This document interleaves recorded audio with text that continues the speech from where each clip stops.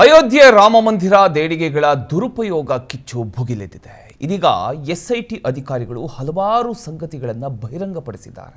42 ದಿನಗಳಲ್ಲಿ 70 ಬಾರಿ ಕಳ್ಳತನ ನಡೆದಿರತಕ್ಕಂಥ ಬಗ್ಗೆ ಎಸ್ಐಟಿಗೆ ಬಲವಾದ ಸಾಕ್ಷ್ಯ ಸಿಕ್ಕಿದೆ. ಈ ಕುರಿತು ಕಳ್ಳತನ ಹಾಗೂ ಹಣ ದುರುಪಯೋಗಕ್ಕೆ ಸಂಬಂಧಿಸಿದ ಪುರಾವೆಗಳನ್ನು ಎಸ್ಐಟಿ ಬಹಿರಂಗಪಡಿಸಿದೆ.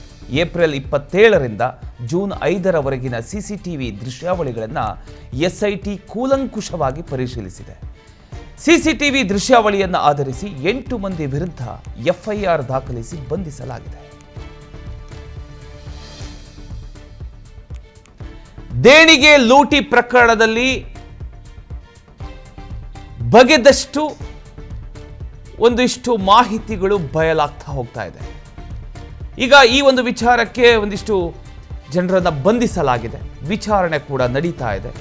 ಆದರೂ ಕೂಡ ಇಂಥ ಒಂದು ದೇವಾಲಯದಲ್ಲಿ ಈ ರೀತಿಯ ಒಂದು ಘಟನೆ ನಡೀತಿರತಕ್ಕಂಥದ್ದು ಎಲ್ಲರಿಗೂ ಒಂದು ಕುತೂಹಲ. ಅಂದರೆ ಏನು ಆಗಿರಬಹುದು, ಯಾತಕ್ಕೋಸ್ಕರ ಈ ರೀತಿ ಆಯಿತು, ಅದು ಎಸ್ಪೆಷಲಿ ಅಯೋಧ್ಯೆ ಆ ಒಂದು ದೇವಾಲಯದಲ್ಲಿ ಈ ರೀತಿ ಆಗಿರತಕ್ಕಂಥದ್ದು.